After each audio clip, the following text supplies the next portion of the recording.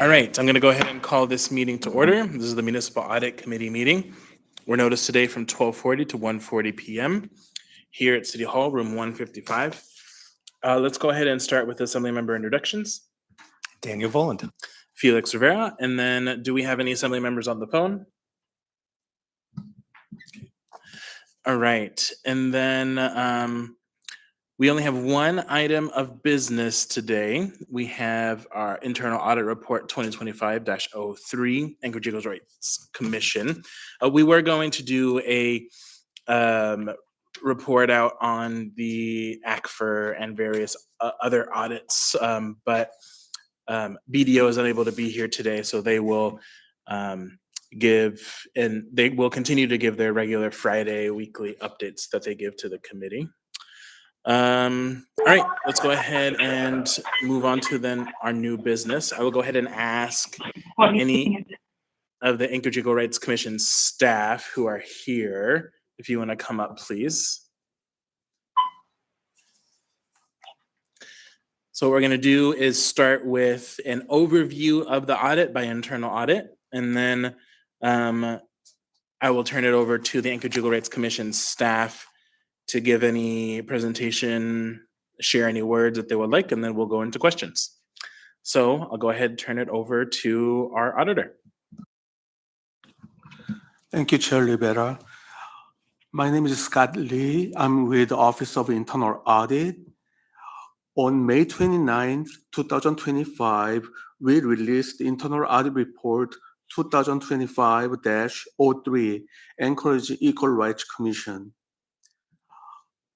The objective of this audit was to determine the overall operational effectiveness and efficiency of Anchorage Equal Rights Commission's operation from 2022 to 2024, including use of personal resources. Our audit revealed there was a room for improvement in operational efficiency and budget management at the Anchorage Equal Rights Commission. Specifically, we found that Anchorage Equal Rights Commission did not always issue determination within the 240 days stated in Anchorage Municipal Code. Also, the Equal Rights Commission did not have established internal policies and procedure or desktop manual to document operational processes impacting its training and other daily operations. Moreover, we found the deficiency in maintaining up-to-date information and record keeping, such as inventory for their swag items and updating their website with the most current information. Anchorage Equal Rights Commission did not track the outreach performance either, although they spent much more budget on the outreach program in recent years. Also, overall effort appeared to have little to no impact on the number of inquiries received, even after spending such a budget and effort on the outreach program. Finally, our review found that there was a lack of internal financial oversight from Anchorage Equal Rights Commission's management. So our internal audit report had five findings I just mentioned above, and we received management comment those were responsive to each audit finding and recommendations. As a note, after we received the audit response from the Anchorage Equal Rights Commission, in our office, we universally agreed that the response we received was one of the best responses we ever received in our office. Thank you, Mr. Chair. Great, thank you. Yeah, and I will, before I go to Anchorage Eagle Rights Commission, echo that final sentiment. I have read many an audit over the years, and this has, I think, been one of the most responsive audits that I've ever seen. So I'll go ahead and turn it over to the commission. Thank you. And we just wanted to introduce ourselves here first, just so everybody knows who you're talking to. So my name is Paul Irvesty, and I was the interim director of the commission. I'm not anymore. But after the previous executive director resigned at the end of January, the mayor appointed me as the interim director just to serve for a couple months to keep the lights on and keep time approved and stuff like that while we were waiting to hire a new executive director who we have just to my right here, Jen Bowes, who started last week as the new executive director for the commission. The first thing I want to do is thank all the commissioners that were involved in drafting the internal audit response. So we did have a subcommittee. I see Commissioner Ramirez is here. Commissioner Hamilton and Commissioner Rowley were also on that subcommittee. So it was a joint effort to draft up our response to the internal audit. The response was approved by all the commission at one of the meetings, I think right before it was released. So the commission has committed themselves to some work that has to be done over the next couple months in partnership with the new executive director. So I think just following up on that, I think we've come up with a good plan to fix some of the issues that occurred, but it's something that definitely should be highlighted for follow-up. And we have asked or invited a future audit, maybe a year from now or 9 months from now, as Jen gets time to get settled into the position and address some of these issues, where we could follow up and see if we've actually kept our word and done the things that we've committed to doing in our audit response. So unless there's I would be happy to address any specific findings or the response, but that's kind of the general tone there, is that, as the interim director, I did not want to make any lasting policy choices that would bind the commission or that would bind the new executive director. But, there were some things that did require immediate action. I think the spending policy was a good example of that. That when I first took over as interim director and went down to the commission spaces, and one of the first things I did is ask for some documents, and I was given this thumb drive that had the Equal Rights Commission logo laser engraved on the side of the thumb drive. And it's just stuff like that as a taxpayer, that kind of bothers me. That is mentioned in the audit report, the swag gear and some of the items that were purchased with municipal funds. So I think that a good policy that was instituted over the short term was just making sure that there's public accountability for all the purchases that are made, that there needs to be, the commission needs to be briefed on how we're spending that money, and that needs to be a policy choice. It's not something that should just be done without full transparency of the purchases that are made. And I think, as we noted in the audit response too, that immediate action was taken when the new administration and the assembly became aware of this at the end of last summer, early fall, that there were immediate safeguards and changes that were put in place that I think has helped us turn the ship around. But that's the key takeaway that I want to stress, is that we have committed to some work. The commission is fully on board. They're working pretty hard right now.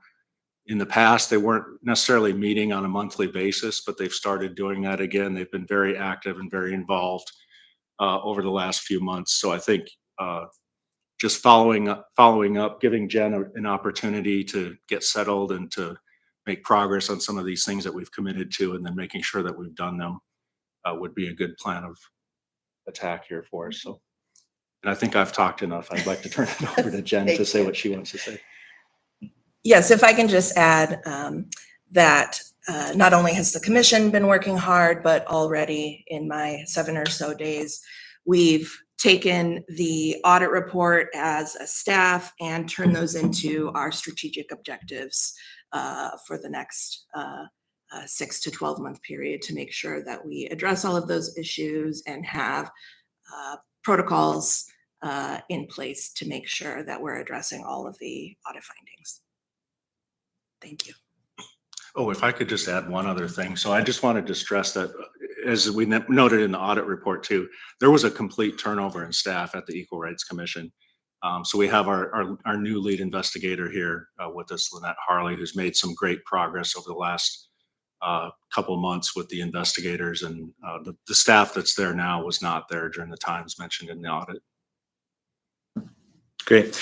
Yeah, that's certainly something that I was planning on highlighting myself is I think it's important for the members and the public to understand that all of the findings in this audit and any particular staff who may have led to these findings, as far as I understand, most, if not all of those staff are no longer with the commission. So this is a little bit of a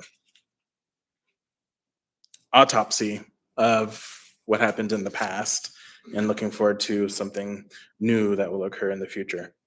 So with that, we'll go ahead and go into questions that folks may have. So I have a few to get us started, and then don't need to belabor this. So first is, so the administration, rather the internal audit, I should say, raises, I think, a good point on page 4 of the audit surrounding good cause. And AERC raises also another good point on page 6 of the audit regarding how the Alaska Supreme Court defines or tries to encapsulate the idea of good cause. How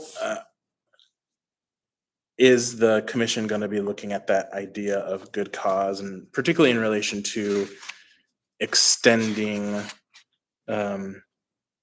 sort of arbitrarily using that to extend cases beyond the deadline? How is the commission going to look at that idea? Well, so first of all, I guess I would just like to clarify is like using the word deadline or a legal obligation. Like it's not like a binding, the 240 days. It's a good benchmark for the commission to hit, but every investigation is different. There's witnesses that need to be interviewed. A lot of the cases that are extended are done so maybe at the request of the parties where they're, we can't get a hold of a complainant, or there's cases where they're represented by attorneys who request delays to negotiate settlements or cases like that. So each case is different. What we have committed to, and what I need to finish up here over the next couple of weeks, is documenting the good cause in every case that goes over 240 days. So what the commission has committed to in their response is that what the code requires is that if there is a reason to extend an investigation beyond 240 days, that good cause should be documented and the party should be notified. So then that the commission can then be briefed on why investigations are taking too long. As we stated in the response too, one thing that we've started doing in the executive director's report is briefing the commission every month. If there is a case that goes over 240 days, they should be briefed individually on that case. They should know why it's being extended.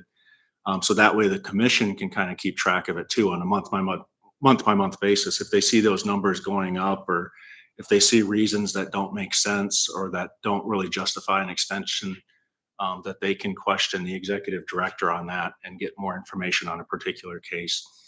But I just did want to stress that. I mean, each case is different. There's perfectly valid reasons why investigations might take longer, and we don't necessarily want to commit to a fixed or rigid standard that wouldn't necessarily be able to apply to the facts of an individual case. Great, thanks for that response. On page 5 of the audit, it talks about the commission possibly forming some type of committee that would look at oversight of case management, and particularly to develop some type of plan. What is the current status of that since the writing of this audit? The commitment was to do that before the end of August. So they've had some full agenda the last meeting. So I think before we have the July meeting and the August meeting to get the new executive director on board, to have her come up with a plan and decide how she wants to address that. Frankly, in our first, we had considered just recommending that a committee be formed. But there might be other ways to attack that that are more efficient. Having the executive director meet and go over the case status on a regular basis and then brief the commissioners, because it would require a confidential setting. If you're going to get in the weeds of each individual case, you don't do that identify complainants or do that in any sort of public meeting. So maybe there's some sort of special sessions or briefings that we could get from the executive director to brief the commission that wouldn't require a subcommittee being formed. But the key fact is that whatever plan Jen chooses to adopt with the commission, what we're looking for is greater oversight over the investigation so that the commission actually knows if there's cases that are taking too long or if there's not actively being investigated, that they can see that for themselves. And we discussed working on that plan at our last commission meeting, which was just last week. Great. Thanks for that update. I guess question I have for our auditor. So do you envision this would be for the 2026 audit plan? Do you envision there being space in that audit plan to conduct a follow-up audit? And is that already something that internal audit's considering? Chair, yes, we do. Usually the follow-up audit take less research than full-blown audit. So I believe we have room for the follow-up audit in 2026 annual audit plan. Great, thank you.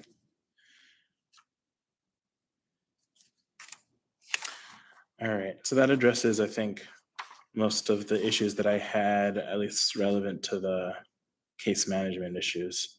There's obviously some other issues in here relating to procurement and certainly some sensational things that I'm sure certain members of the media would love to write about. But I don't particularly feel the need to dig into those. I think the current commission has no intent of following those prior practices, and I guess I would like confirmation of that on the record. We will not be following those practices. Thanks. Sure. I'll go ahead and ask Ms. Jones to come up. Thank you. And if you could speak on a mic, please.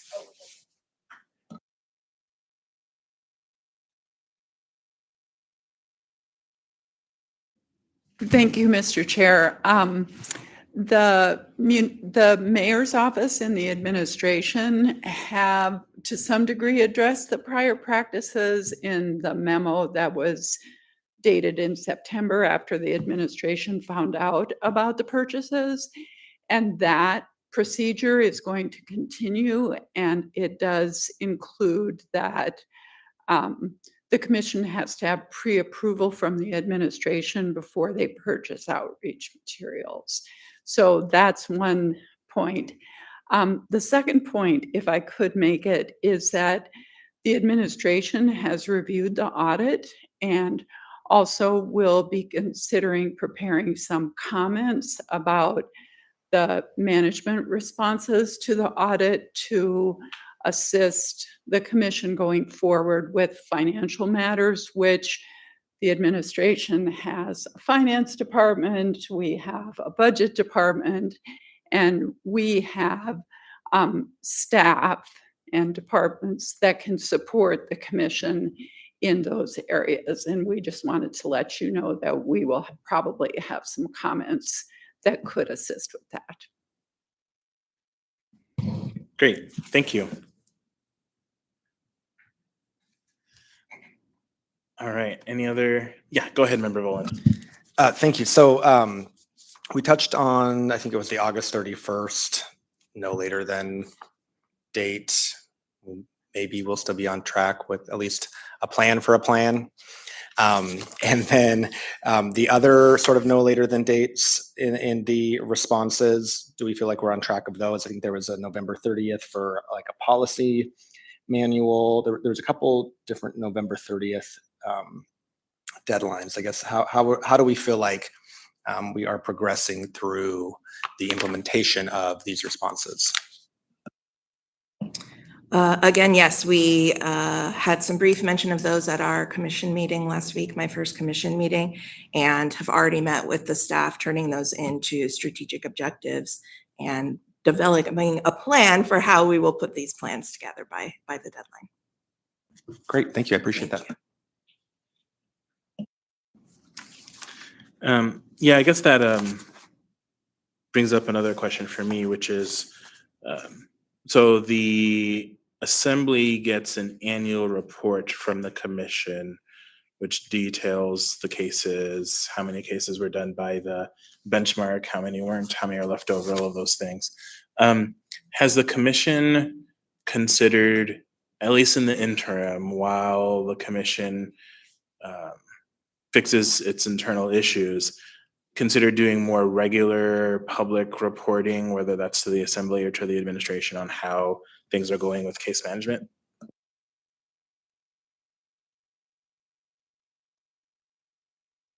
It's not something that has been discussed, but certainly something we would take under advisement. Our case information is also included in the quarterly reports that we submit to OMB, OBM. Yeah, so for the record, those must be the PVRs, performance value results, that you submit to Office of Management and Budget. So if that's something that you already submit to the administration, then I don't feel the need to ask you to duplicate work. Yeah, go ahead. I'll go ahead and ask Mr. Hess, our ombudsman, to speak. And if you could have a mic, please.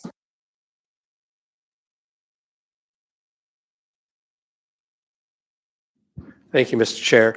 I just wanted to say that the mayor has designated Ms. Jones and the assembly chair has designated myself to meet monthly with the executive director. And one of the things we do, we review the budget, the expenditures, and the caseload and how the cases are going and how many are over 240 in an effort to assist the executive director and the commissioners.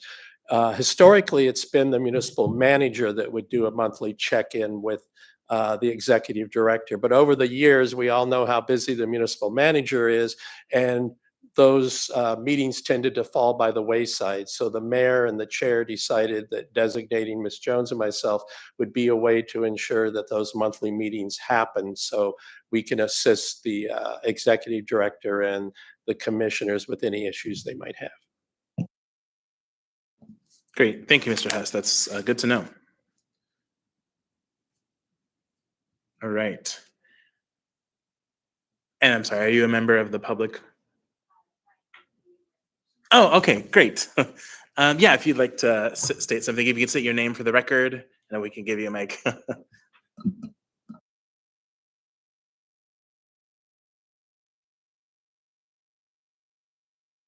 It's green. Okay. My name is Lynette Harley. I'm a lead investigator for the Equal Rights Commission. I started last August. And I just wanted to give you some more context to the questions you asked earlier regarding our cases and the 240 benchmark that we tried to hit, and where we are at right now and where we're going. It wasn't mentioned. So I wanted to provide this context to you just to give you a heads up. This agency pretty much fell. I was the sole person left to keep the agency going, including training, hiring training, and all new staff. So I had two new investigators and a new executive assistant that I had to train and get onboarded. So and I've been doing that for 5 months. So there is going to be, and I've let the commission know, there is going to be, it's kind of like a funnel. There's only so many balls you can hold in the air, and some are going to drop. So there will be some cases that aren't over the 240 right now that are going to get there just because of the influx of the new cases that we've had, the new caseload, and also with training. So we are not a staff of 3 investigators that are fully trained that were remaining. I had no staff. So It's just going to take some time to get those cases that are approaching the 240 current. But once we get through that backlog, then we should be even Steven. But again, it depends on the health of the agency. So when you have a high turnover and you have new staff that come in, that delays the progression of investigations and cases. So I just wanted to bring that to your attention and give you that context so that you keep that in mind.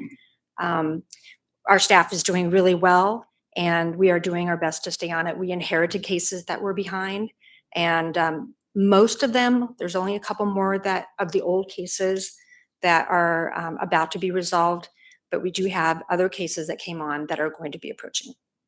All right. Great. Thank Yeah, you. thank you so much for that additional context. It reminds me of a previous conversation that this body has had, I should say the Assembly has had regarding retention issues. And we had one not too long ago around some AWU stuff and retention and some concerns there. That actually raises another question that I wanted to ask to the commission, which is around new caseload. So, one of the issues that I have heard sort of writ large in the community is their concern of referring people to the Anchorage Equal Rights Commission, knowing that sort of there's this backlog of cases and that this 240 benchmark isn't being met, and all of these systemic issues, which the report, the audit details, is leading people to not want to refer people to the Anchorage Equal Rights Commission. How is the commission addressing that issue? And do you think you will see, if the commission successfully addresses that issue, an increase in cases because people are feeling more confident in referring cases to the commission? As of Paul's final executive director report that went to the commission last week, we only have 3 open cases that are over 240 days, down from a much larger number. So we've already shrunk that number incredibly. And I think it will be part of our outreach and education rebuilding plan to determine how we mend fences and build bridges with those in our community to try and improve our reputation, to overcome that number, to overcome some public perception from things that were in the article. So that'll all be part of our outreach and education plan, being very targeted in that respect. Thank you. All right. Well, I don't have anything else. I'm not seeing any other questions from folks here. Well, I really appreciate you talking through the findings and all of the plans, even if they're just plans for plans. It's very exciting to see that things are happening in the commission, and then it seems like we're taking a different direction, which I really appreciate. So with that, I'll move on in our agenda to audience participation. Do we have anyone on the phone? No members of the public on the phone? Okay. Do we have anyone in person who would like to participate? All right, not seeing anyone. Then I will go ahead and adjourn us early. Thanks, everyone.